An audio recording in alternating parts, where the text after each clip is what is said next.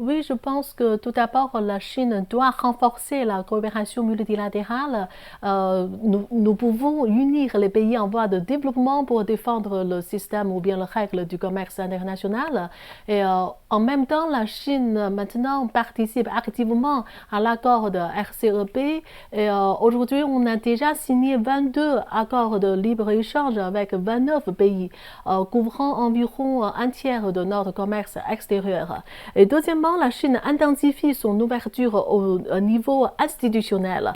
Prenons un exemple concret. Le gouvernement de Chine vient de publier un plan de travail pour accélérer l'élargissement de l'ouverture du secteur de services en ajoutant 9 nouvelles villes pilotes comme Dalian et Shenzhen. Et parmi ces mesures, il y a notamment la suppression des restrictions sur la participation étrangère dans les secteurs Internet.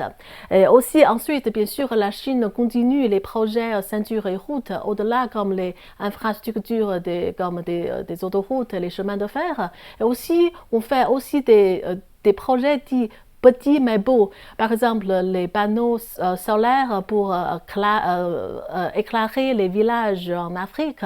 Et grâce aux technologies numériques et à l'intelligence et l'intelligence artificielle, la Chine fait promouvoir beaucoup ou bien davantage l'industrialisation pour les pays en voie de développement et surtout en Afrique.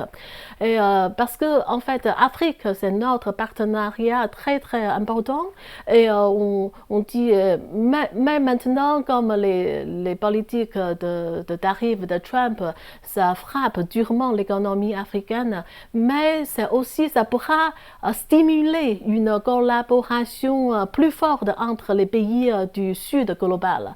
Et la Chine, par exemple, comme vous avez mentionné, aujourd'hui, la Chine offre un traitement tarifaire zéro pour 100% produits à 33 pays africains et ça donne une très bonne opportunité pour l'investissement et surtout l'investissement chinois en Afrique.